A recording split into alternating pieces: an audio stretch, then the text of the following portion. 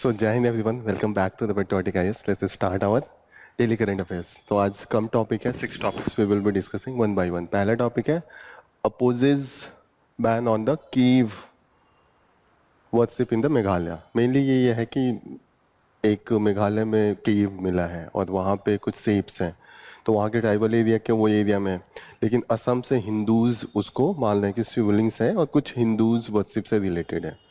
तो फिर वहाँ के जो लोकल्स काउंसिल है उन्होंने उसको बैन कर दिया है कि यहाँ पे जो भी दिक्कत है तो उसी को लेके विरोध चल रहा है। तो थोड़ा सा हम मेनली हम मेघालय के बारे में पढ़ेंगे। मेघालय में 3 जो मेन हिल्स है उसके बारे में करेंगे, तो that will be for the geography. ये वाली तो छोटी न्यूज है, that doesn't matter, but the जो हिमालय का मेघालय का जो ज्योग्राफी है that is important. Then we will see that the declare Wayanad landslide national disaster, यहाँ पे 0 आवर्स की बात हुई है। तो कंटिन्यूसली हम लोग बात कर रहे हैं 0 hours and question hours, calling attention motion आपने पूछा था परसों, तो ये सब चीज़ें एक क्वेश्चन जो अकाउंटेबिलिटी कैसे हम मिनिस्टर का हेल्ड करते हैं टुवर्ड्स द पार्लियामेंट उसको लेके है। Then we will see that the case filed against the KTR to flying drone the Medigadda barrage. तो यहाँ पे मिड्डीगाड़ा बैरेज एक तेलंगाना का रिजर्वायर है जहाँ काफ़ी एक तरीके से वाटर को लिफ्ट करके फिर दूसरी तरफ पानी दिया जाता है। तो एक इम्पोर्टेंट बैरेज है, रिजर्वायर है, तो इसको बस देखेंगे कहाँ पे लोकेटेड है। After that we will see that the court ruling aldermen sours Delhi vulnerability to the centre's dominance. तो यहाँ पे हमने अभी कुछ दिन पहले ही देखा था कि दिल्ली में जो power of the lieutenant governor को नॉमिनेट करने का पढ़ा था ना एक दिन, मैंने एग्जाम्पल भी दिया था कि 25 इनके पास सीट है, 10 इनके पास है, अगर वो नॉमिनेट करते हैं तो वो डोमिनेंट हो जाते हैं। तो just we will see that, after that we will see that the close look of the beefing up Jammu counter terror grid. तो काउंटर जम्मू में इस समय एक्टिविटीज जो टेररिज्म की है बढ़ गई है, पहले वैली में होती थी, अभी जम्मू वाले एरिया में हो रही है, तो उसका थोड़ा सा आर्टिकल है, उसको एनालिसिस कर देंगे। In the last Sheikh Hasina का जो फॉल है उसका कुछ इसका क्या बैकग्राउंड था, हिस्टोरिकल बैकग्राउंड, वो थोड़ा सा देखेंगे। तो आज कुछ खास नहीं है, जल्दी जल्दी करते हैं, कल आप लोगों का पेपर भी है, तो मैं इसीलिए ज़्यादा टॉपिक आज सोचा हूँ कि कवर ना करूँ। पहला टॉपिक ये जो रूल्स है कि वेट एक पर्टिकुलर के नीचे होना चाहिए और हर रोज सुबह उसका वेटिंग होता है, that is the main thing. तो उसके कारण ये बाहर हो गई है। सडनली 1 kg का वेट बढ़ गया, तो ऐसा हो सकता है क्या कि 1 kg का वेट एकाएक बढ़ जाए? ऐसा कुछ केस आया है। तो ये केस था कि पहले 57 kg की हो गई थी और घटा के 50 के आसपास लाया था, तो कमजोरी हो गया, हो सकता है कुछ खाया हो, कुछ पिया हो, तो उसके चक्कर में वेट जो ज्यादा हो गया, that is the main thing. यहाँ पे श्रीलंका में जैसे बांग्लादेश में अभी क्राइसिस चल रहा है, श्रीलंका में भी 2022 में सेम सिचुएशन था। वहाँ के भी प्राइम मिनिस्टर को, जो प्रेसिडेंट थे, उनको भाग के जाना पड़ा था। ऐसा क्राइसिस हो गया था, एक जो वहाँ पे इन्फ्लेशन रेट था काफ़ी हाई हो गया था, that was the main thing. तो ये साउथ एशिया में दूसरा है, उन्हीं के बेटे जो भाग के गए थे अभी प्रेसिडेंशियल इलेक्शन के लिए फिर खड़ा हो रहे हैं। तो कुछ खास नहीं है, बस आप जनरल चीज़ें हैं जो आपको जानते रहना चाहिए। वक्फ बोर्ड ऑलरेडी ये न्यूज़ में है क्योंकि एक्ट को अमेंड किया जा रहा है। एक्ट को अमेंड करके उसके बोर्ड में पहले केवल मुस्लिम होते थे, अभी कोशिश किया जा रहा है कि नॉन मुस्लिम भी आए और साथ साथ वीमेन को भी रिजर्व सीट दिया जाए, that is the main issue. तो वहां पे लेके इसका विरोध हो रहा है। वक्फ क्या होता है, कल डिस्कस किया था, what is the Waqf? Endowment, जो वो दान में देते हैं और रिलीजियस एंड सोशल पर्पज के लिए यूज होता है। तो यहाँ पे यही है कि पहले ये था कि वो पर्सनल यूज के लिए भी करते थे, जो बोर्ड मेंबर थे, काफी उसमें करप्शन और ये चीजें देखी गई थी, तो that is the main reason. Okay, यहाँ पे इस पे पूरा एक बांग्लादेश पे पूरा एक आर्टिकल लास्ट वाले पेज पे है, तो वहीं पे हम देखेंगे, ये सब वहां पे डिस्कस है। नेक्स्ट न्यूज जो हम लोग कर रहे हैं, एक देखिए काफी, त्रिपुरा में लोकल बॉडीज का इलेक्शन है, अभी इलेक्शन नहीं हुआ है, 70% सीट बीजेपी जीत गई है, वहां पे कोई अपोजिशन में खड़ा ही नहीं हुआ है। तो दैट इज द कंडीशन, जो लोकल बॉडीज का कहीं कहीं पे हालत बहुत खराब है। 70% सीट विन हो गया है, अभी पोल्स होने वाला है, that is the condition. Out of 48 और 6000 सीटों में से 4800 सीट पे अनअपोज्ड है, कोई विरोध में खड़ा ही नहीं हुआ। तो ये त्रिपुरा की पॉलिटिक्स बड़ी इस तरीके से देखी जाती है, थोड़ी सी ऑथोरिटेरियन है, मतलब जो भी गवर्नमेंट में रहता है, पहले वहां पे कम्युनिस्ट पार्टी थी, कम्युनिस्ट पार्टी के भी गवर्नमेंट में ये हाल होता था कि अगर जो पावर वहां पे कैप्चर कर लेता है, अपोजिशन को एलिमिनेट कर देता है। ये बहुत बड़ी ही मतलब त्रिपुरा का एक अजीब सा सिचुएशन है। दैट इज द फास्ट का मतलब क्या होता है? FARC English, what is mean by the fast? थोड़ा इंग्लिश भी पढ़ ले जाए। जैसे यहां लाइन पढ़िए कि यहाँ पे लिखा है CPI and Congress have accuse the ruling party of accusing terror and threat to turn the election into a farce. Farce का मतलब होता है तमाशा बना देना, नहीं होता है कि इलेक्शन का तमाशा बना दिया। That is the main thing.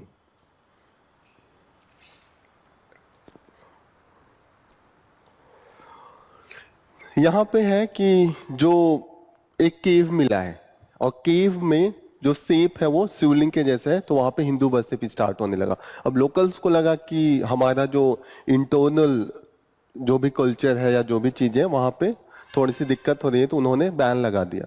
Main हम यहाँ पे देखेंगे व्हाट इज द मेघालय का माउसी राम का नाम सुना है आप लोगों ने? मासी राम, मासी राम क्यों फेस है? दुनिया में सबसे ज्यादा बारिश वहीं होता है, तीनों तरफ से घिरा हुआ है पहाड़ों से और एक तरफ से आने का रास्ता है, और वहां से आता है तो काफी स्टीप तरीके से बादल ऊपर होता है, तो वहां पे डेली बेसिस पे बारिश होता है, बहुत हाई ग्रेड का बारिश होता है। That is the main thing.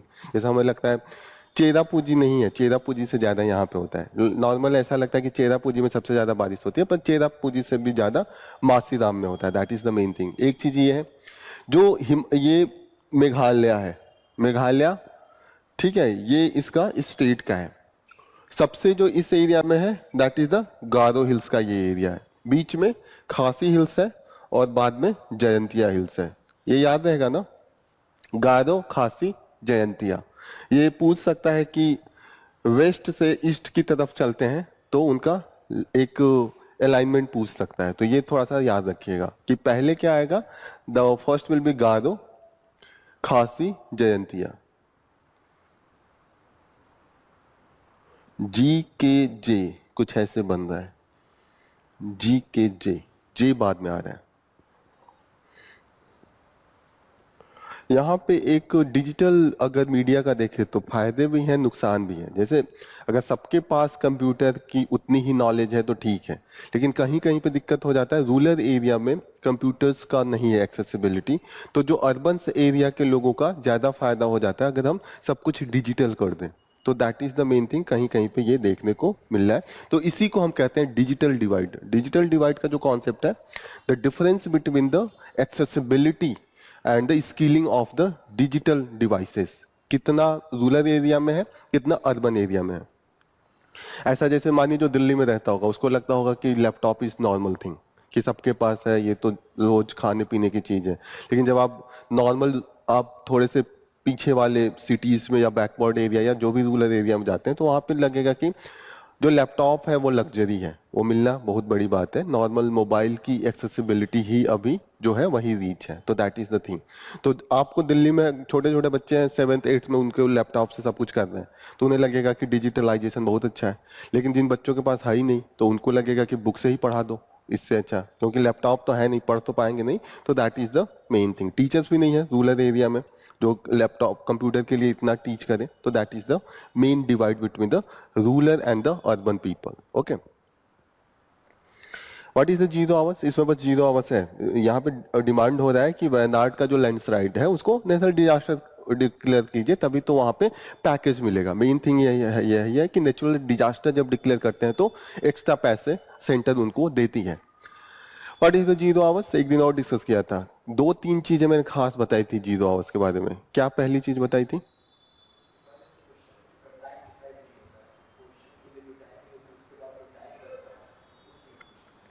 पहली बात कि ये कॉन्स्टिट्यूशनल ना ही है ना ही स्टैट्यूटरी है, कहीं नहीं लिखा। ये खोज है इंडिया का, ये किसी भी दुनिया के जो पार्लियामेंट्री सिस्टम है नहीं है।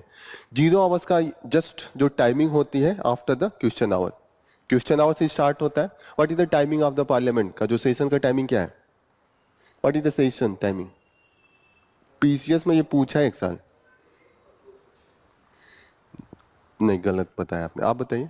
एक दिन बताया था, मुझे लग रहा है 11 से 1 बताया था, 11 से 1 बताया था ना उस दिन, और 2 से 6 है। इतना ज्यादा काम करवाएंगे आप नेता लोगों से, अब इतने में ही हालत खराब हो जाती है। दैट इज द, सही है ना, एक बार मैच करा लीजिएगा। आप कह रहे हैं तो मुझे भी कंफ्यूजन हो रहा है, बट 11 से 1 है, 2 घंटा है, और बाद में ये 11 से 12 होता है, that is the question hour, start होता है क्वेश्चन आवर।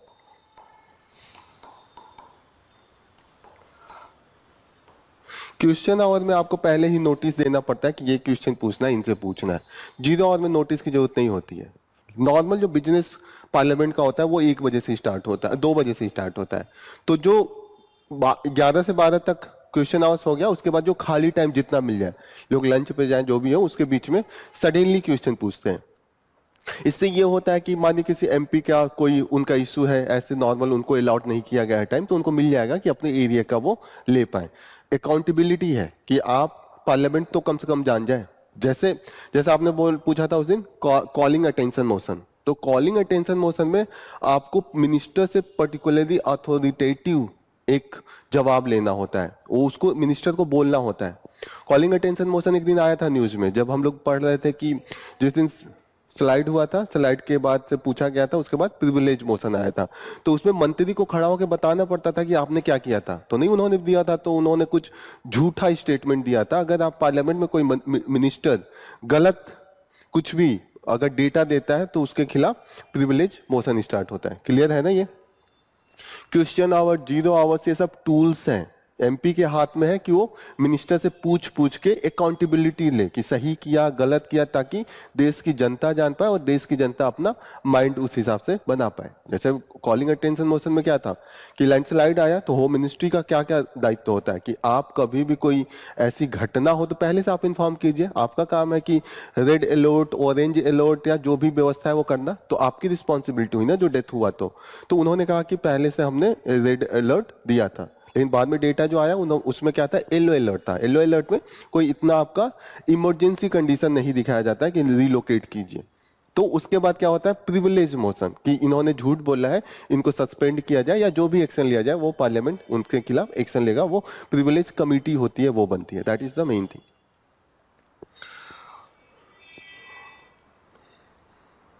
नेक्स्ट क्वेश्चन और next topic that we are going to discuss, this is the Kaleshwar lift irrigation project. इस प्रोजेक्ट की मेन खासियत ये है, जैसे जो तेलंगाना है वो पठार है। पठार का मतलब क्या हुआ, हाइट है कहीं कहीं और फिर लो है फिर हाइट है, यही है सिस्टम ना।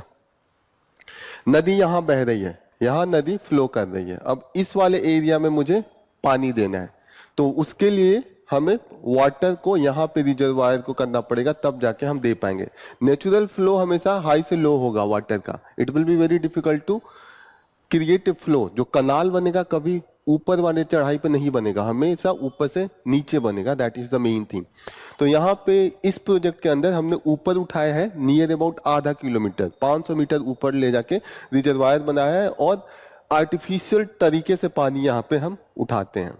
तो that is the main thing, इसी के लिए ये प्रोजेक्ट फेमस है। इस पे हमेशा थोड़ा सा विवाद भी रहता है तेलंगाना एंड आंध्र प्रदेश में। This is on the Godavari river. Okay, this is clear. ये है ना, ये हमेशा रहता है, ये लिफ्ट इरिगेशन प्रोजेक्ट है। लिफ्ट इरिगेशन प्रोजेक्ट का मतलब वाटर को हम फोर्स से उठाते हैं, that is the main thing. ठीक है, this is on the Godavari river, Telangana. Clear. Next news again, this is for the PCS. Kali river, एक काली रिवर हिमालय से फ्लो होती है, ये काली रिवर वेस्टर्न घाट से फ्लो होती है। ओके, और इस पे काफी सीनिक ब्यूटी भी है, कई इस पे प्रोजेक्ट भी हैं काली रिवर पे, तो दैट इज इंपॉर्टेंट। कर्नाटका से फ्लो होते हुए गोवा की तरफ ये बहती है, एंड अरेबियन सी में जाके ये उसका माउथ है, वहां पे मिल जाती है। That is the thing. Kali river एक है जो गंगा में आके मिलती है, याद है ना, पता है? ज्योग्राफी में जब इंडियन ज्योग्राफी आप पढ़ेंगे तो you will be getting this कि काला पानी जहाँ से नेपाल के साथ हमारा विवाद चल रहा है काला पानी के एरिया को लेके, वहीं से वो निकलती है, इसीलिए उसका नाम है काली रिवर। वो बाद में आके गंगा में मिल जाती है। तो वो दूसरी है ये काली रिवर, दूसरी है ये साउथ की है, ये वेस्टर्न घाट में बहती है। और इसका जो ओरिजिन है, एक बार, डिग्गी इन द वेस्टर्न घाट, उत्तर कन्नड़ा में डिग्गी एक गांव का नाम है, वहां से ये फ्लो करते। इतना लोकल में जाके इतना जाके नहीं पूछेंगे कि किस गांव से निकलते हैं, क्योंकि इतना इंपॉर्टेंट नहीं है। बस ये है कि आपको ये कंफ्यूजन ना हो कि काली रिवर एक साउथ में भी है और एक हिमालय में भी है, ये चीजें क्लियर होनी चाहिए। ये वाला न्यूज तो आप लोगों को क्लियर होगा कि गेन टैक्स को लेकर लड़ाई चल रहा है। गेन टैक्स ये सब हम लोगों ने डिस्कस किया है कि what is the capital gain, what is the capital gain tax और व्हाट इज द इंडेक्सेशन। ये सब चीजें हम लोगों ने 3-4 बार डिस्कस किया है, तो आज मैं नहीं डिस्कस करूंगा। आप में से कोई एक बता दीजिए कि व्हाट इज द इंडेक्सेशन।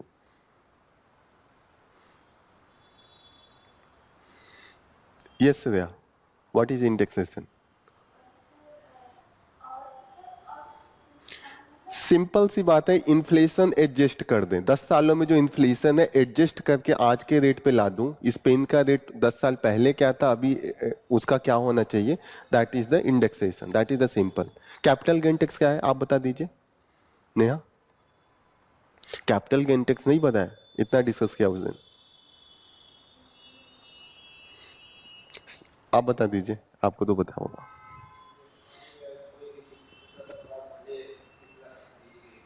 हम्म,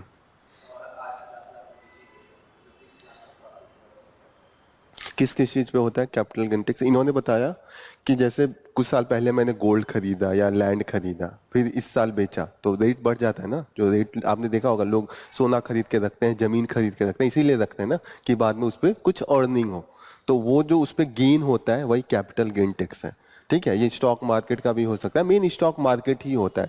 जैसे गोल्ड और ये सब तो एक तरीके से ये नॉन फिनेंशियल है, फिनेंशियल स्टॉक मार्केट होता है, that is the main thing. समझ में आ रहा है? ये गेन टैक्स सिंपल है कि आपने कुछ कैपिटल में इन्वेस्ट किया है, and that could be the gold, land और द स्टॉक और the bond, anything, and after selling whatever the profit you are getting, तो जो आपने खरीदा था, जो बेचा, उसके बीच में जो गैप है, that is the capital gain tax. Okay,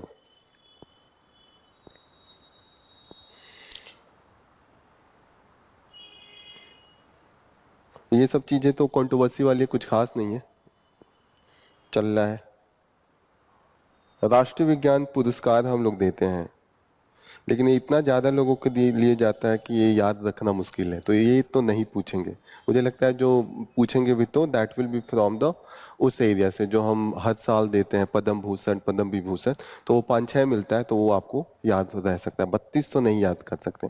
ठीक है, एक्सपंज का मतलब एक दिन हम लोगों ने डिस्कस किया था, what is mean by the expunge? कितनों को याद है एक्सपंज? आपको याद है, आपके फेस से लग गया। आप बताइए नेहा, इसको तो डिस्कस किया था एक दिन, एक क्या 2-3 दिन, आप ही बता दीजिए।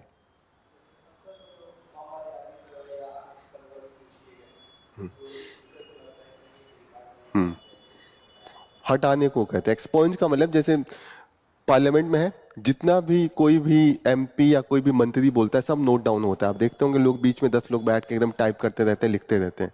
वो हर एक डॉक्यूमेंटेशन होता है पार्लियामेंट में, कौन क्या बोल रहा है, मतलब खासकर जिसको स्पीकर मौका देते हैं बोलने को, इनकी बात प्रॉपर रूप से रिकॉर्ड होती है, और जो मंत्री उसका रिप्लाई देते हैं वो रिकॉर्ड होता है। तो कुछ ऐसा चीज हो जो अमर्यादित हो, एक हमारे पास लिस्ट है, जो हमारा प्रोसीजर है पार्लियामेंट चलाने का, that is by the rule of the Lok Sabha, उस rules and procedure of the Lok Sabha, उसके अनुसार चलता है। तो कुछ वर्ड उसमें है जिसका यूज नहीं कर सकते हैं, अगर वो वर्ड यूज हुआ है तो उसको हटा दिया जाता है। ठीक है, वो स्पीकर्स की फाइनल अथॉरिटी होती है। ठीक है ना, किसकी फाइनल अथॉरिटी होती है? स्पीकर ही उसको हटवाते हैं, that is the main thing. यही हाल है यहाँ पे जुडिशरी में, सुप्रीम कोर्ट के पास ये है। तो यहाँ पे देखिएगा कि चीफ जस्टिस और 4 सीनियर मोस्ट जो जज हैं, उन्होंने एक हाई कोर्ट, जो Punjab and Haryana high court के एक जज ने कुछ ऐसा बोला था दैट इज नॉट मर्यादित है, मतलब सुप्रीम कोर्ट के बारे में, तो उसको इन लोगों ने हटा दिया। एक्सपॉन्ज का मतलब हटा देना, कट करना, उस चीज को डॉक्यूमेंट में नहीं रखा जाता है। डिबेट अभी इस पे भी चल रहा है कि जैसे कि आप हटा तो देते हैं पर तो सबका तो लाइव टेलीकास्ट होता है, जो पार्लियामेंट का जितना भी सेशन होता है लाइव टेलीकास्ट होता है बिना कट किए। तो आप बाद में हटाते हैं, लेकिन आजकल सोशल मीडिया का इतना जमाना है कि सबके पास तो सब चीजें पहुंची जा रही है, तो ये एक्सपोज करने का कोई मतलब नहीं होता है। लेकिन मतलब इस होता है कि फ्यूचर में कभी कोई पूछता है तो वो कहते हैं दिखाओ लिखा हुआ। जैसे नहीं, नेता कुछ गलत बोला हो तो कोई बोलता है, जैसे कभी कभी किसी नेताओं का बोलिएगा, देखिएगा कि उनके बीच में बहुत सी बातें बोली गई होती है कोर्ट में। जैसे एक फेमस है मोदी जी का एक वो जब गोधरा हुआ था तो उस समय केस चल रहा था, तो जो एक हाई कोर्ट में एक जज ने बोला था कि जब वहां पे दंगे हो रहे थे तो दूसरा जज पूछा, कई बेंच होता है ना, कि तब चीफ मिनिस्टर साहब क्या कर रहे थे, तो उसने दूसरे जज ने बोला कि वो दूसरी तरफ मुंह घुमा के ये सोच रहे थे कि दंगाइयों को बचाया कैसे जाए। तो ये बाद में हटा दिया गया था, ये रिटेन में नहीं था, that was the spoken voice में था। तो नहीं, मोदी जी का एक इंटरव्यू बहुत फेमस है जिसमें करण थापर ये बात बोल रहे होते हैं तो मोदी जी कहते हैं दिखाओ कहाँ लिखा है, दिखाओगे तो मैं पॉलिटिक्स छोड़ दूंगा। तो ये रिटेन में नहीं था, that was the expose area. आगे करेंगे ना कि तब फायदा हो जाता है कि कुछ प्रूफ करना है, कुछ रिटेन में नहीं है तो आप प्रूफ नहीं कर पाते, that is the thing. Are you getting ना? ये बहुत कंट्रोवर्शियल है, मैं ऐसे सिर्फ समझाने के लिए बोल रहा हूँ, ऐसे कुछ मैं नहीं बोलना चाहता हूँ, समझ रहे हैं ना? ठीक है, this is the main thing. ये वाला इंटरव्यू तो देखा होगा, ये बहुत फेमस इंटरव्यू है जो ये मोदी जी करण थापर वाला है। कभी देखा नहीं है ये वाला इंटरव्यू? अच्छा नहीं, ये बहुत फेमस हुआ था जब 2014 का इलेक्शन चल रहा था, तो शायद हटवा दिया हो ये वीडियो ही। लेकिन ये 2014 के इलेक्शन के टाइम पे ये बहुत सर्कुलेट हो रहा था कि ये देखिए ये आपका वीडियो है, करण थापर ने ऐसे आपका इंटरव्यू लिया था, that was the main thing. इसीलिए मैंने एग्जांपल दिया कि आपको याद आ जाए वो चीजें। Next thing is that under the overlord, court ruling on the elder men shows the Delhi vulnerability center dominance। तो यहाँ पे ये है कि elder men क्या होता है, जो nominated member होते हैं, जो म्यूनिसिपल कॉर्पोरेशन होता है, दैट इज द मेनली वहां के कुछ नॉमिनेटेड मेंबर है, they are known as the alderman. Okay, तो यहाँ पे देखिएगा कि यहाँ पे अभी डिबेट ये चल रहा है कि दैट इज जो नॉमिनेशन है कितना लॉजिकल है। कहीं ना कहीं जो लीगल तरीके से हम जिस लीगल तरीके से इलेक्शन करते हैं, government of the people for the people by the people, यही होता है ना, कहीं ना कहीं उसके अगेंस्ट में जाता है अगर आप नॉमिनेटेड कर देते हैं। क्योंकि एज पर द रूल जैसे हमने पढ़ा है कि प्रेसिडेंट एंड द गवर्नर ये रबर स्टाम्प होते हैं, इनका कोई पावर नहीं होता है। They work on aid and advice of the chief minister and the prime minister, यही है ना कॉन्सेप्ट। वो तो सिर्फ रबर स्टाम्प होता है ना, बहुत रेयर केस में उनका डिस्क्रिशन होता है। तो यहाँ पे ये डिबेट चला है, भले हाई कोर्ट ने ये बोल दिया कि ठीक है उनका जस्टिफाइड है, रूल में लिखा है, जो रूल बुक है, जो भी दिल्ली का ये एक्ट है इसमें लिखा है, but the in the reality ये उस तरीके से जो डेमोक्रेसी का एक है कि इलेक्टेड पीपल शुड रूल होता है ना, आप तो नॉमिनेटेड है, तो वहां पे जो डायरेक्ट इलेक्शन होता है उसका इंपैक्ट ज्यादा होना चाहिए, क्योंकि 10 सीट है ना। ऐसे ही प्रेसिडेंट का जब इलेक्शन होता है, राज्यसभा का जब इलेक्शन होता है, तो वहां पे भी प्रेसिडेंट के पास नॉमिनेशन का पावर होता है। कितना नॉमिनेशन का पावर होता है? प्रेसिडेंट कितने लोगों को नॉमिनेट करते हैं? 12 लोगों को नॉमिनेट करते हैं। तो वहां पे तो ये है कि एड एंड एडवाइस पे है कि आप देखिए, गवर्नर एंड प्रेसिडेंट का कोई पावर नहीं होता है। आर यू गेटिंग ना? वहां पे होता है कि जो काउंसिल ऑफ मिनिस्टर बोलेगा वो करना है उनको। रेयर केस में कुछ डिस्क्रिशन होता है, जैसे कि कभी गवर्नमेंट फॉर्म नहीं हो पा रही है, वहां पे वो बुला सकते हैं, थोड़ा सा डिस्क्रिशन होगा जब किसी के पास मेजोरिटी नहीं है। मेजोरिटी होने पे भी डिस्क्रिशन नहीं है, जिसको मेजोरिटी है उसको बुलाना पड़ेगा।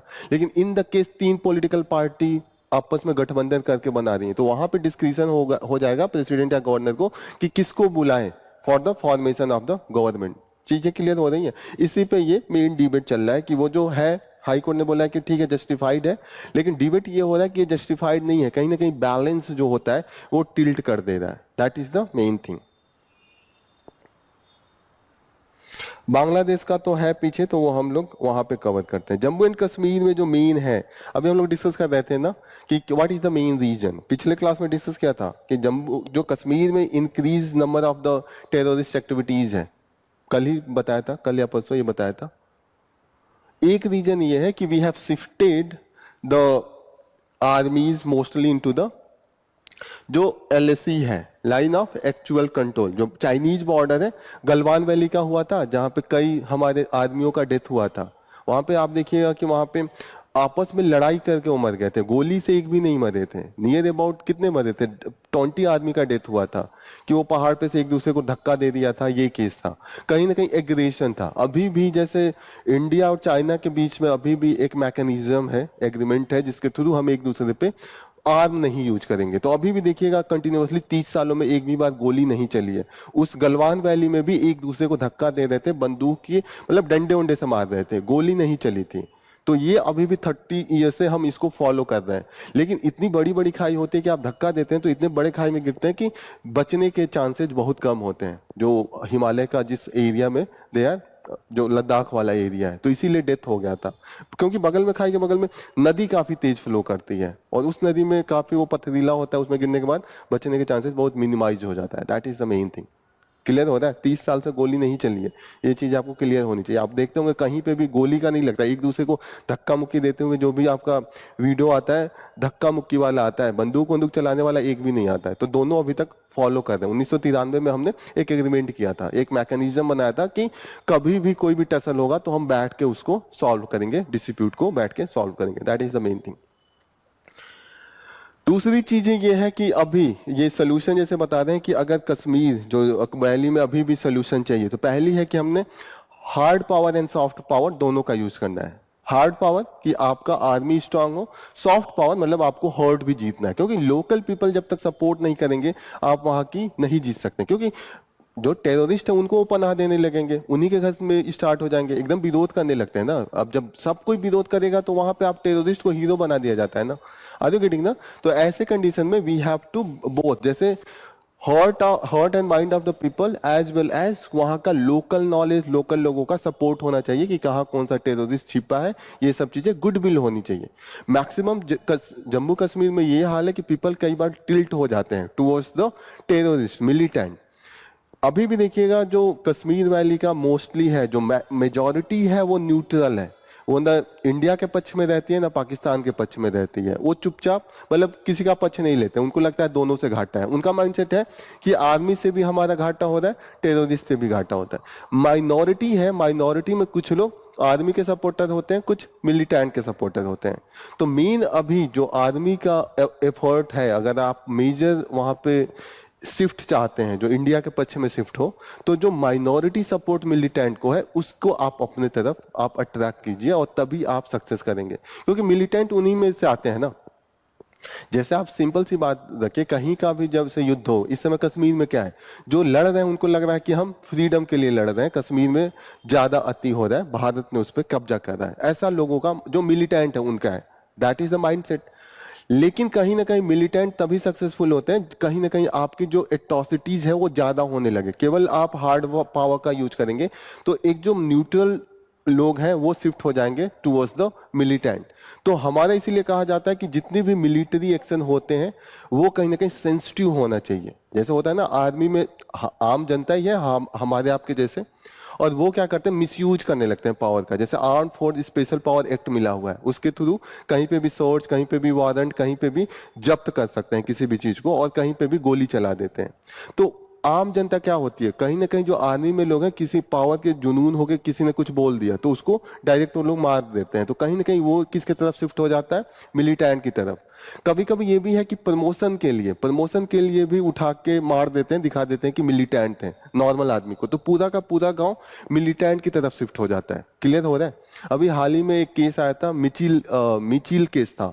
एक गांव का नाम था, वहां पे कुछ पोर्टर्स थे, पोर्टर्स का मतलब जो बर्तन बनाते हैं, उनको आर्मी उठा के ले गई थी, फिर वो डिसअपियर हो गए थे। फिर बाद में पता चला उनका लाश मिला था, आर्मी ने ही मारा था just to get the money. जैसे आपका होता है ना मिलिटेंट को, उसको मिलिटेंट दिखा दिया था। अब आर्मी के लिए किसी जिनका अभी सैलरी है 20,000 30,000, उनको अगर 5 लाख 6 लाख मिल जाए तो एक लालच आ जाती है ना फॉर द मनी। तो इसका भी बहुत सा रीजन है। क्लियर हो रहा है कि जम्मू एंड कश्मीर में क्या क्या रीजन है, कैसे हम इसको टैकल करेंगे, what are the way we can tackle. Soft power hard power का बैलेंस होना चाहिए, सबसे पहले तो ये होना चाहिए। और हम्म। हम्म, कनेक्टिविटी का। हम्म, हम्म,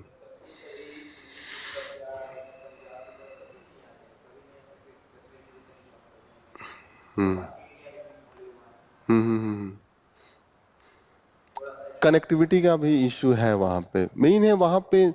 आपको एक चीज बता दूं, कश्मीर में सबसे कम अनएम्प्लॉयमेंट है इंडिया का। आप जो लिस्ट देखेंगे सबसे कम, क्योंकि एक तो पॉपुलेशन कम है और दूसरी बात उनके पास लैंड है, एप्पल का उनका जो ये प्लांटेशन है, जो खेती है, हॉर्टिकल्चर, वो काफी सक्सेसफुल है। टूरिज्म भी पहले था, अभी टूरिज्म को इम्पैक्ट पड़ा, तो ये सब चीजें हैं यहाँ पे। मेन ये यहाँ पे देखिए, यही ये कह रहे हैं कि माइनॉरिटी जो है वो कुछ टेररिस्ट को सपोर्ट करते हैं, कुछ इंडियन स्टेट को सपोर्ट करती है। मेजोरिटी है वो न्यूट्रल है। न्यूट्रल का मतलब उन्हें ना वो इंडिया को सपोर्ट करती है और ना ही वो मिलिटेंट को सपोर्ट करती है। तो ये तो फेंस सीटर है। क्लियरिटी आ रही है वहां के लोगों के, अगर आप पर्सपेक्टिव से सोचेंगे तो इतना नहीं नेशनलिज्म है जितना हम लोग सोचते हैं कि वो है। वहां पे देखिएगा, वहां जो मिलिटेंट मरते हैं उनके भी प्रोसेशन में लाखों लोग जाते हैं। बहुत वहां पे वो है, मतलब कि एक तरीके से चीजें काफी सेंसिटिव है। जो यहाँ पे हम लोग को बैठ के दिखता है वैसा नहीं है कश्मीर में। कश्मीर में जैसे कई, आप देखिएगा कि जो आईएएस बंदा भी जाते हैं जिनका हो जाता है, तो कश्मीर कैडर में बड़ा दिक्कत होती है। जैसे आप छत्तीसगढ़ में जाके ट्राइबल्स का हेल्प कर सकते हैं। कश्मीर और या नागालैंड का मसला बड़ा अलग है। वहां पे एक आईएएस के जैसे काम करना बड़ा मुश्किल काम है, क्योंकि वहां डेवलपमेंट का इशू है ही नहीं। वहां पे तो डिमांड है कि आप छोड़ के जाइए, हमें अलग स्टेट बना दीजिए, आप डेवलपमेंट चाहिए ही नहीं। एक होता है ना, आप सिविल सर्वेंट क्यों बनना चाहते हैं कि जाके वहां पे डेवलपमेंट का काम करें, कुछ ऐसी ऐसी चीजें करें, यही होता है ना। लेकिन वहां पे अगर एक आईएएस या एक आईपीएस ऑफिसर भी जाता है, वहां के लोगों का डिमांड ही नहीं है कि डेवलपमेंट चाहिए, उनका डिमांड है कि हमें सेपरेट नेशन चाहिए। तो वहां पे ये सब चीजें करना बड़ा मुश्किल है। जैसे वहां क्राइम वराइम को इतना नहीं है जितना कि ये मिलिटेंसी का इशू है। That is the main thing. Clear हो रहा है ये कि क्यों सिविल सर्वेंट्स के लिए एक नागालैंड की पोस्टिंग या कश्मीर की पोस्टिंग बड़ा कठिन हो जाती है, आईएएस हो या आईपीएस हो। वहां पे समझ ही नहीं आता कि कैसे सर्व करें। ठीक है, तो that is the main issue. Next news जो हम लोग लास्ट न्यूज कवर करेंगे, एक तो ये है, एक प्रियंका जात की होली, ये पहली बार कोई ट्राइबल जनरल के सीट से जीता है। जैसे ये एक दिखा रहा है कि कहीं ना कहीं जो हमारा टारगेट था कि नॉर्मलाइज हो, तो उसका एक एग्जांपल है। नॉर्मली कहाँ से ट्राइबल्स जीतते थे, जहाँ पे रिजर्व सीट हो। अब वो रिजर्व सीट को छोड़ के इन्होंने जनरल सीट से हरा दिया, वो भी अपर कास्ट को।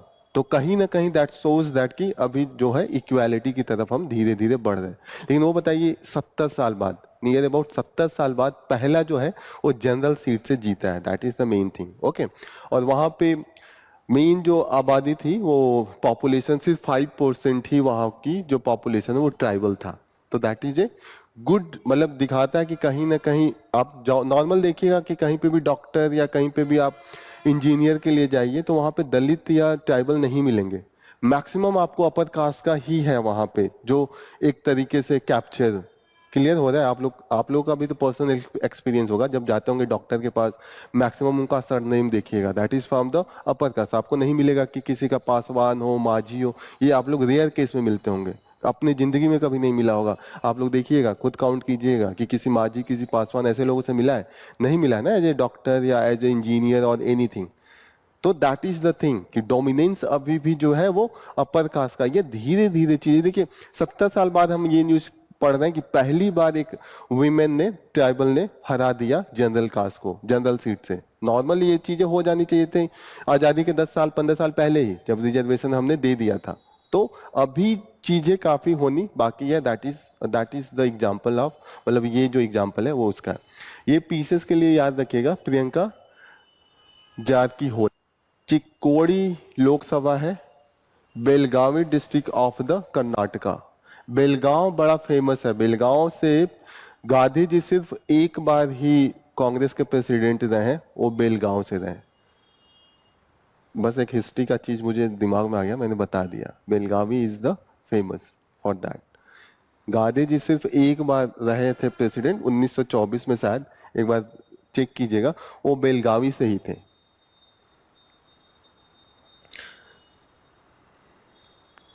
क्लियर? चिक्कोड़ी लोकसभा कॉन्स्टिट्यूएंसी। आगे बढ़े। Last news that we are going to cover is the what led to the fall of the Sheikh Hasina.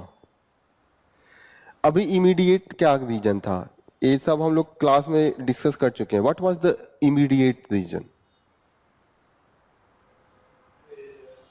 Reservation वाला था कि रिजर्वेशन का पहले ऐसा नहीं था, इन्होंने हटाया था 2018 में, फिर वहां के हाई कोर्ट ने बोला कि नहीं इसको वापस रखना है. फिर अब ऑलरेडी अनएम्प्लॉयमेंट था ही, reservation doesn't matter, overall employment जब खराब रहेगा तभी रिजर्वेशन आता है लाइमलाइट में. ऐसे भी आप देखिएगा रिजर्वेशन उतने सीटों पे नहीं होता है, ओवरऑल जॉब ही कम होता है, क्योंकि रिजर्वेशन अगर सोल्यूशन होता तो जिनके लिए रिजर्वेशन होता है वो तो जॉबलेस नहीं होते, लेकिन वो तो और ज्यादा जॉबलेस है. तो ओवरऑल जो रिजर्वेशन का इश्यू आता है कहीं ना कहीं जो ओवरऑल पिक्चर अनएम्प्लॉयमेंट का आता है उसके कारण आता है. तो पहले इन्होंने हटा दिया, प्रोटेस्ट 2018 में हुआ तो इन्होंने कहा था हटा देते हैं. फिर हाई कोर्ट ने किया, तो हाई कोर्ट के बाद शेख हसीना को लगा कि बढ़िया, फादर का याद आ गया कि फादर ने लगाया था, एक इमोशनल अटैचमेंट हो जाता है कि पहले तो प्रेशर में कर दिया, अब कहते अब तो हाई कोर्ट जस्टिफाई कर रहा है, तो वो थोड़ी सी अड़ गई यहाँ पे. लेकिन सुप्रीम कोर्ट ने फिर हटाया. लेकिन बाद में स्टूडेंट ये मांग करने लगे कि जो ये प्रोटेस्ट हो रहा था हटाने के लिए रिजर्वेशन, उसमें कुछ नहीं तो 300 बच्चे मरे थे, तो उसका ये बाद में डिमांड करने लगे. भले आपने रिजर्वेशन हटा दिया, लेकिन इसकी जिम्मेदारी कौन लेगा? जो 300 लोग मरे हैं, 300 स्टूडेंट्स मरे हैं, तो उसके लिए उन्होंने कहा कि आप रिजाइन दीजिए. अब शेख हसीना को पहले लगा कि ये छोटा मोटा है, मैं इसको टैकल कर लूंगी, लेकिन कहीं ना कहीं ओवरऑल सिनेरियो जो पहले का था, अपोजिशन वहां पे खुश नहीं थी, हमेशा वो बायकॉट कर रही थी, क्योंकि अपोजिशन लीडर्स के पीछे इनकी अथॉरिटी पड़ी रहती थी, पुलिस हो या आर्मी. थोड़ा अपोजिशन के खिलाफ कुछ भी मिल रहा था जेल में डाला उनके खिलाफ तुरंत. जैसे खलीदा जिया थी जो बांग्लादेश नेशनल पार्टी की, जो उनकी अपोजिशन मेन अपोजिशन है. 2018 में जो पिछला इलेक्शन हुआ था उसके जस्ट पहले उनको करप्शन चार्ज पे जेल में बंद करवा दिया था, और उसके बाद पूरी बीएनपी बाइकआउट कर गई थी. तो होता है ना, आप इलेक्शन के पहले एकदम जेल में, तो कहीं ना लोगों के लिए एक्सेप्टेंस नहीं होती इस सब चीजों की कि आप मिसयूज कर रहे हैं पावर का, वो भी करप्शन के चार्ज पे. छोटी छोटी चीजें हैं, जैसे मोहम्मद यूनुस हैं, ऑलरेडी नोबेल प्राइज उनको मिला, उनको कहा कि कहीं पे लेबर लॉ फॉलो नहीं किया, इसके लिए इनके खिलाफ 6 महीने का जेल का सजा सुना दिया था. तो ये कहीं जाके वेस्ट एशिया की कंट्री में अभी वहां पे थे, अभी फिर वापस आ रहे हैं. तो ये कंडीशन था, कहीं ना कहीं आप मिसयूज पावर का कर रहे हैं कि आप पावर में आ गए. पुलिस एंड आर्मी का, अगर कोई भी अपोजिशन का पार्टी का थोड़ा भी केस मिलता था एकदम पीछे पड़ जा रही थी. तो कहीं ना कहीं धीरे धीरे जब आप अपोजिशन को स्पेस नहीं देते हैं कि अपना बात रखने का, तो क्या वायलेंस ही होगा एक लेवल के बाद. लोगों के पास कोई चारा नहीं बनता है. यही होता है ना नॉर्मल, जैसे इंडिया में है, हमेशा हम सत्ता बदल देते हैं या चीजों को ऐसे दिखती है कि कहीं पे कांग्रेस 1969 से ही हारना स्टार्ट हो गई थी, 7 राज्यों में हार गई थी. तो कहीं ना कहीं 1958 में मुझे लग रहा है केरला में हरा दिया था सीपीआई ने, जस्ट आजादी के बाद ही. तो लोगों को लगता है कि चांस है, मतलब डेमोक्रेसी है, चीजें हटाई जाती हैं, जा सकती हैं बिना वायलेंस किए. लेकिन जब आप हर जगह पे पावर ये दिखा दें कि नहीं हम ही पावर कैप्चर करेंगे, तो लोगों के पास कोई ऑप्शन नहीं मिलता है, जैसे just go for the violence. तो ये हालत यहाँ पे भी हुई थी. ठीक है, क्लियर हो रही है ये चीजें. तो ये सब चीजें बैकग्राउंड में थी, अथॉरिटेरियन रूल था. अभी जो है एक अच्छी चीज देखने को मिल रही है कि आर्मी ने अभी डिक्लेयर ये नहीं किया है कि they are going to rule. अभी आर्मी जो बांग्लादेश की है वो तैयार है कि दे देने के लिए पावर किसको दे दिया है? मोहम्मद यूनिस को, कि आपके अंडर में केयर टेकर गवर्नमेंट रहेगी. और बांग्लादेश नेशनल पार्टी जो है, खलीदा जिया, उनके बेटे, इस समय खलीदा जिया का तो अभी काफी बुढ़ापा आ गया, तो वो नहीं लड़ेंगे. उनके जो बेटे हैं वो अभी लीड कर रहे हैं बांग्लादेश नेशनलिस्ट पार्टी को. तो वो बोले हैं कि 3 महीने के अंदर में आप इलेक्शन करा के पावर ट्रांसफर कीजिए. तो that is the main thing that is going on. ठीक है, चीजें यही चल रही हैं. कल का एक इंपॉर्टेंट न्यूज था, कल हम लोग मिस कर गए थे, आज उसको डिस्कस करते हैं थोड़ा सा.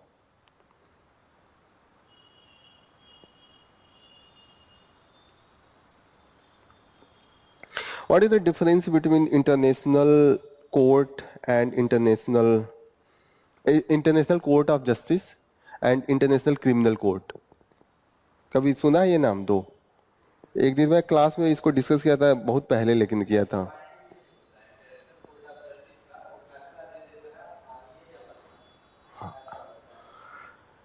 सबसे बड़ा डिफरेंस ये है कि international court of justice and international criminal court, दो चीजें हैं यहाँ पे लिखी हैं.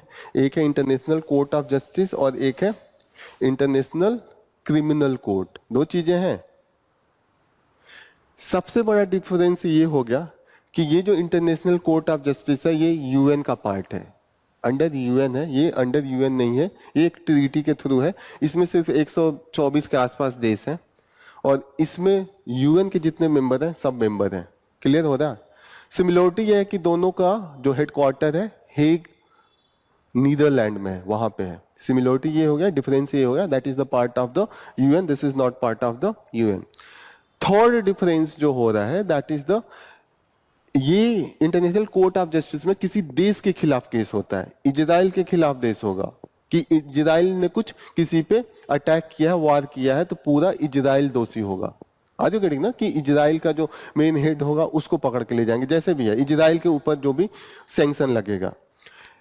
इंटरनेशनल क्रिमिनल कोर्ट में एक पर्टिकुलर इंसान पे होता है कि इसने डिसीजन लिया। आज करेंगे ना कि जो सैंक्शन लगेगा वो पूरे देश पे नहीं लगेगा।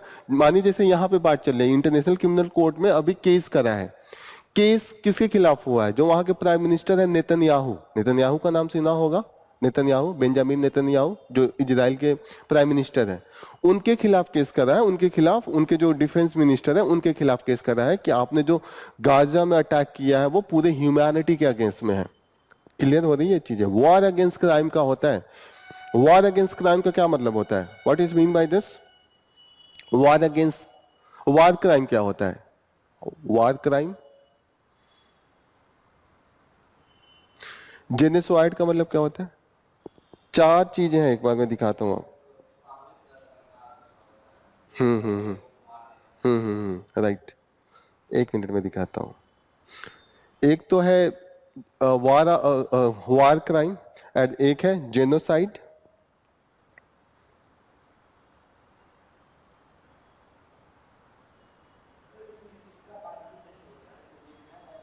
इंटरनेशनल कोर्ट ऑफ जस्टिस का बाइंडिंग है, उसका उसमें बड़ा वो है, मतलब वो डिबेट है। अभी मैं दिखाता हूँ क्या डिबेट है। पहले नहीं था, लेकिन अभी इंटरनेशनल कोर्ट ऑफ जस्टिस बोला है कि हमारा जो है वो बाइंडिंग है, क्योंकि वो यूएन का बॉडी नहीं है तो उतना लागू नहीं होता। यूएस उसका पार्ट नहीं है, कई अच्छे अच्छे देश जो है वो इसके पार्ट नहीं है, उन्होंने साइन ही नहीं किया इस एग्रीमेंट को, तो उतना ये लेजिटिमेसी नहीं है। लेकिन इंटरनेशनल कोर्ट ऑफ जस्टिस का लेजिटिमेसी है क्योंकि यूएन का पार्ट है। लेकिन इंटरनेशनल कोर्ट ऑफ जस्टिस भले ही यूएन का पार्ट है, लेकिन जो मेजर पावर होते हैं उनके खिलाफ वो कुछ बोल नहीं पाते हैं। जैसे चाइना के खिलाफ अभी वर्डिक्ट आया था, चाइना एक्सेप्ट नहीं किया। जैसे इंटरनेशनल एरिया में दिक्कत यह है कि यूएन तो हमने बना दिया, लेकिन यूएन के पास इतना पावर नहीं है कि जो पावरफुल नेशन है उसके खिलाफ एक्शन ले पाए। अगर पावरफुल होता तो रसिया यूक्रेन पे क्यों वार करता? यूएन उसके खिलाफ बोल रहा था। इजराइल क्यों वार कर देता गाजा पे? वही सॉल्व कर लेते।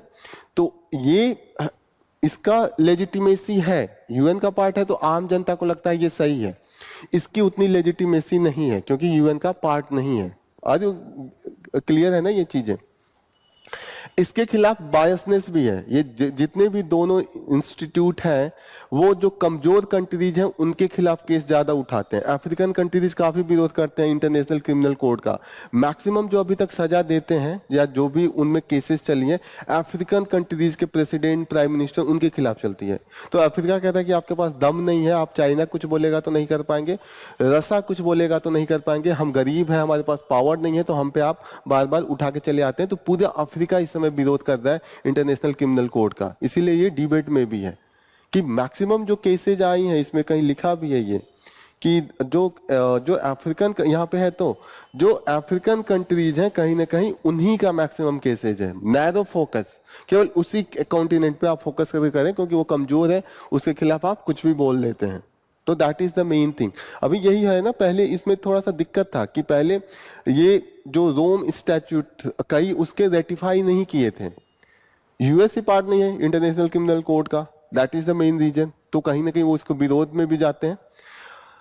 ये सब चीजें हैं, Geneva convention and different convention जितने भी ये सब हैं, that is mainly against the crime. जैसे वार क्राइम है। वार क्राइम क्या होता है? सिंपल सी चीज है, जब वार होता है, वो वार का भी तो एक रूल होता है ना कि आर्मी आर्मी लड़ेगी, आप सिविलियन को नहीं मारेंगे। जैसे वार अगर हो पाकिस्तान से, वार का ये रूल है कि अगर पाकिस्तानी रूल अगर आर्मी गोरखपुर में आ जाती है या इंडियन आर्मी लाहौर में चली जाती है, तो वो सिर्फ वहां के जो सिक्योरिटी फोर्सेस हैं उनसे लड़ेंगे, आम जनता निहत्थे जनता पे अटैक नहीं करेंगे। भले वो वार का कंडीशन है, लेकिन सिविलियंस को आप नुकसान नहीं पहुंचाएंगे, दैट इज द केस। लेकिन आप देखते हैं कि मर्डर, लूटपाट होती है, रेप कंडीशन होता है, दैट इज द आर्मी करती है जहां पे अटैक होता है, तो ये सब वार क्राइम में आता है। क्लियर हो रहा है कि वार क्राइम क्या है? ऐसा नहीं है वार में एकदम फ्रीडम होता है कि आप किसी को भी मारिए। पहला जो है जेनोसाइड है कि मास किलिंग आप नहीं कर सकते हैं, ये इसके खिलाफ वहां पे केस होता है, जो इंटरनेशनल कोर्ट ऑफ जस्टिस है वहां पे इसके खिलाफ केस होता है। दूसरा होता है क्राइम अगेंस्ट ह्यूमैनिटी, होता है ना कि जो ह्यूमैनिटी है, what is the human law. Again civilian population पे आप बम ऊपर से नहीं गिराना स्टार्ट कर रहे हैं, जो अटैक होगा हमेशा that will be with in the armies. Same war crime का भी यही है कि वार का जो रूल है, वार क्राइम में थोड़ा और इंटरनली जाते हैं। जैसे वार क्राइम में ये होता है कि आर्मी को भी अगर आर्मी ने सरेंडर कर दिया तो वहां पे भी आर्मी को आप नहीं मारेंगे, ये भी वार का एक रूल है कि ऐसा नहीं है कि आर्मी, और उसके बाद भी जो आप जिस आर्मी के खिलाफ लड़ रहे हैं वहां पे भी एक रूल होता है कि उसको भी मारते हैं तो एकदम आप इनह्यूमन तरीके से नहीं किलिंग करते हैं कि हाथ काट दिया, गला काट के घुमा रहे हैं। होता है ना एक तरीके से डिग्निफाइड डेथ होना चाहिए, जो किलिंग भी होना चाहिए that should be the dignified. चीजें क्लियर हो रही हैं कि वार, आपको ये लगता होगा वार में क्या होगा, वार में तो किसी को भी मारे, लेकिन ऐसा नहीं होता। वहां पे भी रूल होता है कि इतने समय के बाद अगर डिक्लेयर हुआ कि कुछ देर के लिए ट्रूस है तो कोई अटैक नहीं करेगा। होता है ना आपस में ट्रूस कर लिया कि 10 दिन तक हम युद्ध नहीं करेंगे। बीच बीच में होता है ना कि किसी का फेस्टिवल आ गया तो थोड़ी देर के लिए ट्रूस पीरियड होता है। ट्रूस पीरियड का मतलब दोनों लोग एग्री हो जाते हैं कि इतने दिन नहीं लड़ेंगे, उसके बाद गोलाबारी स्टार्ट करेंगे। क्लियर हो रही है ये चीजें कि ट्रूस पीरियड क्या है, वार क्राइम क्या है, that is the main thing. And crime of aggression, aggression का मतलब किसी के दूसरे के बाउंड्री में आप जबरदस्ती नहीं एंट्री मारेंगे। एग्रेशन, एग्रेशन समझ में आ रहा है एग्रेशन क्या है? एक लाइन है ना सबका डिफाइन, आप उसके जमीन में जाके ये नहीं करेंगे कि ये मेरा है, तो ये भी प्रोहिबिटेड है। ये सब कंडीशन में आप जाते हैं इंटरनेशनल क्रिमिनल कोर्ट में, that is the main thing. ठीक है, डिफरेंस समझ में आ गया? क्या कंडीशन होता है केस करने का? ये 4 कंडीशन है जिसपे वहां पे आप केस लेके जाते हैं। ये कल के में था, कल छूट गया था। ठीक है, this is all about from the today's news. ये वाले में इंटरनेशनल कोर्ट ऑफ जस्टिस का एक और चीज होता है, सिर्फ आप केसेस ही नहीं करते, किसी देश को कभी इंटरनेशनल लॉ नहीं समझ में आता है तो एडवाइजरी ओपिनियन भी होता है। यहाँ पे है एडवाइजरी ओपिनियन, कहीं पे एडवाइजरी ओपिनियन जैसे होता है ना, प्रेसिडेंट को कुछ चीजें नहीं समझ में आती है तो वो सुप्रीम कोर्ट के पास जाते हैं ना कि आप बता दीजिए इसका मतलब क्या है। तो ऐसे किसी देश को अगर लॉ नहीं समझ में आता है कि यहाँ पे कोई रिसोर्स है मेरा, यहाँ पे सिर्फ फंस गया, तो इसके लिए कौन सा लॉ लगेगा, तो वो कहाँ जाएगा? इंटरनेशनल कोर्ट ऑफ जस्टिस में जाएगा। इंटरनेशनल कोर्ट ऑफ जस्टिस ज्यादा लेजिटिमेट है क्योंकि यूएन के अंडर में आता है। लेकिन सिमिलरिटी एक है कि दोनों का जो हेडक्वार्टर है नीदरलैंड में है, द हेग नाम है उसका। क्लियर हो रही है ये सब चीजें? हेग को एक बार आप नीदरलैंड एंड हेग को अपने मैप में लोकेट कर लीजिएगा ताकि थोड़ी सी आपको पता रहे कि कहाँ they are located. This is all about from the today's news discussion. We will be concluding our session here. Thank you for joining the session. कोई doubt, anything? कल आप लोग पढ़ाई कीजिए, परसों आपका टेस्ट 2:30 बजे से 2:30 से 4:30। ओके।